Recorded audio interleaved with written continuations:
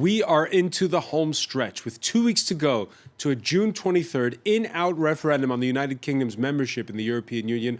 Prime Minister David Cameron, UKIP leader Nigel Farage arguing the point Tuesday evening while taking questions from a TV audience. We'll ask our panel how they did and why the Leave camp is pulling even, sometimes ahead in the polls, as the arguments get more frayed over sovereignty, the cost of a Brexit, immigration. There's even been a last-minute dash to register that crashed the Electoral Commission's website and prompted moves to extend the deadline. Now, clouding the forecasts is the blurring of traditional political fault lines. On the one hand, you see the likes of the Prime Minister, a Conservative, campaigning alongside the new Labour Mayor of London for Britain to remain in the EU, while Sadiq Khan's Tory predecessor, Boris Johnson, pushes the Leave campaign alongside Cameron's very own Justice Secretary Michael Gove and Labour MP Gisela Stewart. We'll try to offer some clarity on who's who, what's what, and also give a flavour of the jitters felt on this side of the Channel Tunnel when it comes to that Brexit referendum. Today in the France 24 debate, we're looking at a divided kingdom. With us from the UK capital, David Curtin, London Assembly member for the UK Independence Party, UKIP. Many thanks for being with us. You're welcome. Nice to be with you. Also joining us from Strasbourg, he's a member of the European Parliament, Claude Moraes of the Labour Party. Welcome back to the show. Good evening. And in the studio, Didac Guderiz Paris, EU Research Director for pollsters and public relations consultants. Is that how you describe them? Yes. Via voice. Thank you for being with us. Thank you for having me. The France 24 debate, where you can join the conversation on Facebook and Twitter. Our hashtag F24debate. And reading the papers, it was interesting. Some saying that both Cameron and Farage scoring points Tuesday. Others calling it a non-event since it wasn't a proper debate as such. They were simply answering questions from the audience. Last night's show, though, clearly inspired many to rush to register to vote. And both of them had tough questions to answer at times.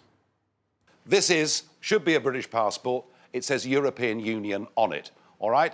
I think, to make this country safer, we need to get back British passports so that we can check anybody else coming in. If you love your country, then you don't damage its economy. You don't restrict opportunities for young people. You don't actually isolate your country and reduce its influence in the world. And frankly, I do worry about a second Scottish referendum if we vote to leave, and you don't strengthen your country by leading to its breakup. So I'm deeply patriotic. I think this is a case for a bigger, greater Britain inside a European Union. Claude Moraes, how did David Cameron do? It's not a question of how he did or how Nigel Farage did. It's bigger than both of them. This is a once-in-a-generation decision. It's bigger than all of them. It's about many of the young people who in their thousands registered yesterday who want to vote, and I think that's a great thing. It's about the young people and older people who want to make a decision. But it is in part about how they. It is in part about how they did. Because sorry, I was going to actually finish. Sure. I was actually going to finish that point. It's yeah. about their. It was about their decision. It was about their decision for a generation on jobs, on their futures. Within a European Union, which is a single market, not a free market, and about many of the benefits that they will see in that. And they're going to make that decision, and it won't be about that debate yesterday. It won't be about that debate yesterday, but it's important to convince the undecided. So how did they do? But it won't be about that either, because I think this has been a very long campaign. People will have a kind of instinctive feel across that campaign about the big economic arguments, yes, about the big political and cultural arguments. The European Union is a union of values as well as a union of economics, a union of benefits, you know, the workers' rights that we enjoy, many of the things that we could lose. And of course, I think David Cameron was absolutely right to talk about the potential risks of breakup and all the disconnects that we will see if we leave. So yes, some of those arguments were rehearsed last night, but that was just one snapshot of many, many issues that people will now be thinking through in these final days of a referendum, which now people really understand is very important. And I think the turnout figures are now going to be high. That's a huge boost, I think. I think really to the Remain campaign, people wanting now to vote, I think that's going to be good for us. I think people are now concentrating their minds on this big, tough decision for everyone, and I think they're weighing up those arguments. I think it's going to be good for Remain, safer, stronger in the European Union. Claude Moraes, just to remind our viewers, UKIP is not a part of the official Leave campaign. It's separate, and there are those inside the Leave campaign this Wednesday grumbling that David Cameron had Nigel Farage on because it's easier for him to debate Farage than the likes of Michael Gove or Boris Johnson. What do you say to that? I couldn't care less which of them was on. The Leave campaign's arguments are wrong, and I think the Remain campaign arguments are superior, they're correct, and I think we need to hear more of them. I think some of the Leave campaign arguments are populist. I think some of them are misleading. I can give many examples if you want. I specialise here in justice and home affairs. I think some of their arguments have just been extraordinary. They've been inaccurate. And we need to hear more of the facts. That's what people want. And we need to hear more of what people will lose if we leave the European Union, because we're in the European Union now. So we know what we're getting right now. So the Leave campaign need to actually say what it is they're seeing when we leave. And some of those images of the Leave, of course, are hugely exaggerated, and people will have to make up their own minds about that. And I'm confident that in the end, the Remain vision of a reformed European Union is going to be the one that people choose. David Curtin, let me ask you, would you like to see David Cameron face off against members of his own cabinet like Michael Gove? Absolutely. I think David Cameron had the courage to debate Nigel Farage last night head-to-head. I think that would have been a far more interesting event last night than what happened. He refused to actually go head-to-head with Nigel Farage. And, you know, because of the format where instead they answered questions from the audience. Indeed, and that was good, and it was great that the audience had a chance to question both Nigel Farage and David Cameron. But to come back to your original point, I think yes, it would be very good, you know, to see David Cameron face off head to head, either against Nigel Farage or against some of the other big beasts in his own party, like Boris Johnson or Michael Gove, and see how he fares, you know, on a one-to-one debate where both candidates, or both, not candidates, but both people from both sides of the debate can answer the same questions and discuss it together. I think that would be very interesting. All right, Didac Gutierrez-Perez, again, it wasn't called officially a debate, what we saw on ITV Tuesday evening. What do you think of David Cameron's strategy there? I think that I kind of agree with what has been said just before. I think that there's a specific point in this campaign is how a grassroots movement has been mobilized, and I think that's kind of a surprise for everyone.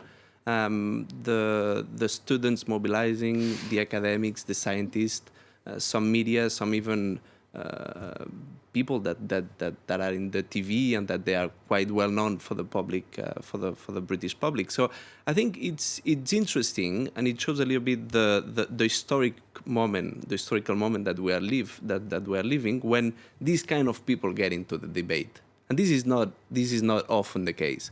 So I think that I kind of agree with this idea that maybe for this campaign, politicians have not been the most important part. Maybe society has put together and they are defending their ideas. So I think that's an interesting point here, and it speaks quite well of the British as well democracy there. It is a strange situation. I don't know if there's a precedent anywhere in Europe where you have people inside of a cabinet, still as the sitting justice secretary, and his prime minister, who are on opposite sides heading into a referendum. I think that it's going to be more and more the case, maybe, because as we have discussed in the past, I think there's a clear line, a clear new paradigm in politics in Europe, which is based on this idea: are you pro or against Europe?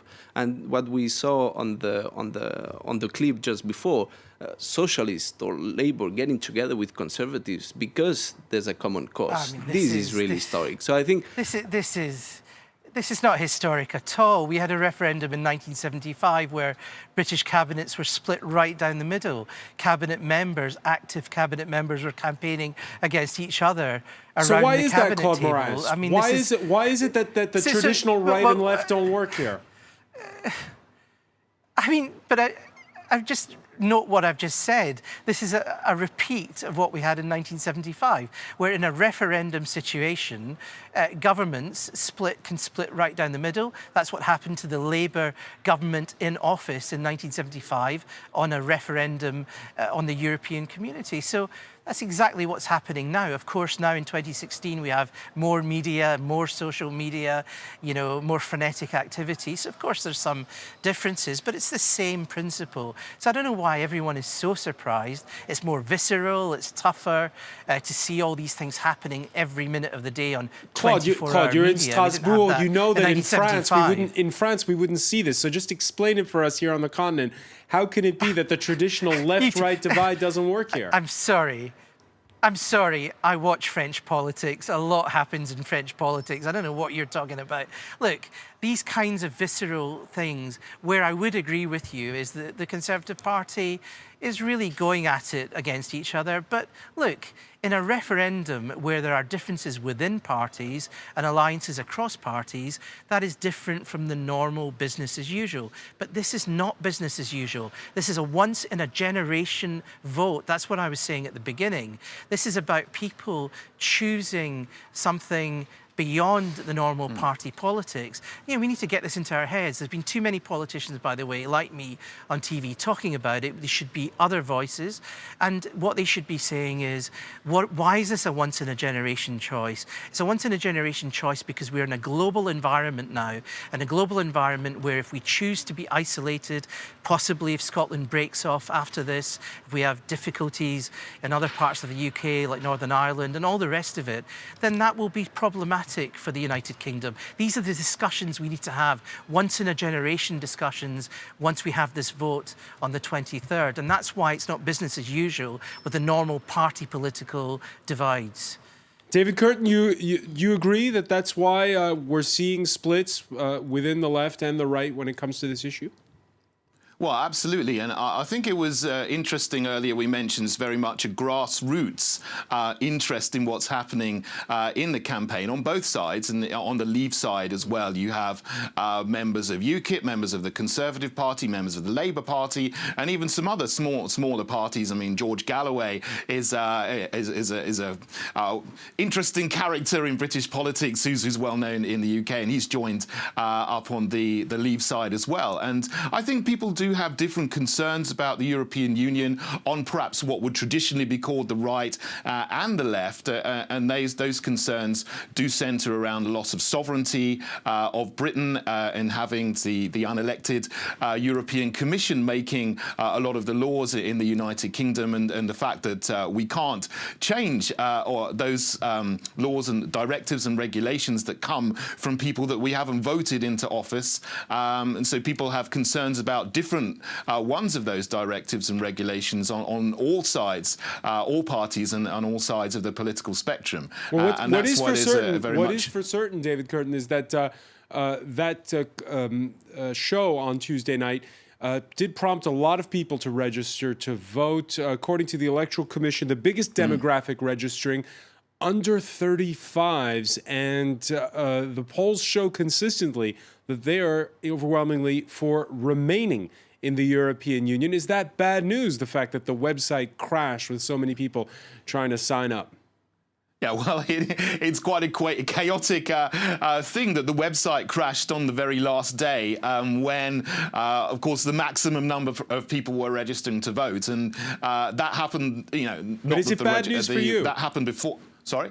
Well, I think in terms of it does seem, younger people in general, we're told have more of a higher percentage of younger people seem to want to remain. Not everyone, not exclusively. And when you talk to younger people, when you talk to all people about the arguments, I think everyone is very open-minded at the moment in the country. And really, I think now we're getting close to the time people really want to inform themselves and get very, very engaged in the debate and really find out the truth of how the European Union works, the effect it will have on the country, what will happen if we stay in the European Union, what will happen when we stay out. So I think, in the next couple of weeks are going to be very, very interesting to see, as people really, really engage with the debate, engage with the referendum and try to find out the reality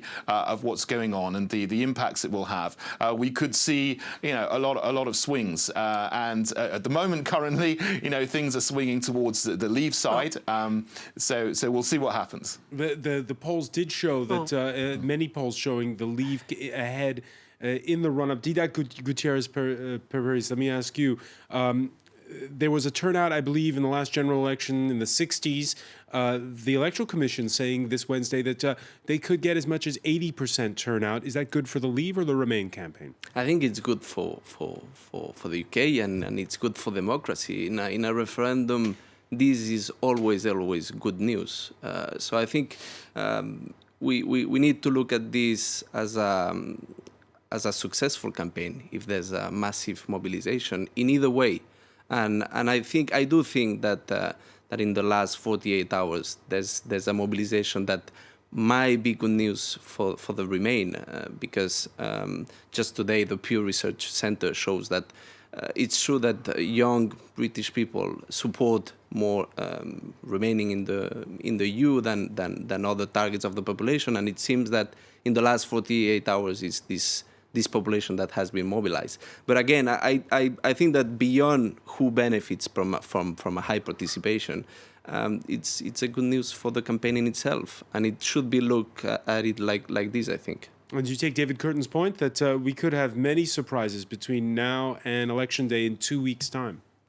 Everything can happen. I mean, it's our business to do polls, but polls can change every day.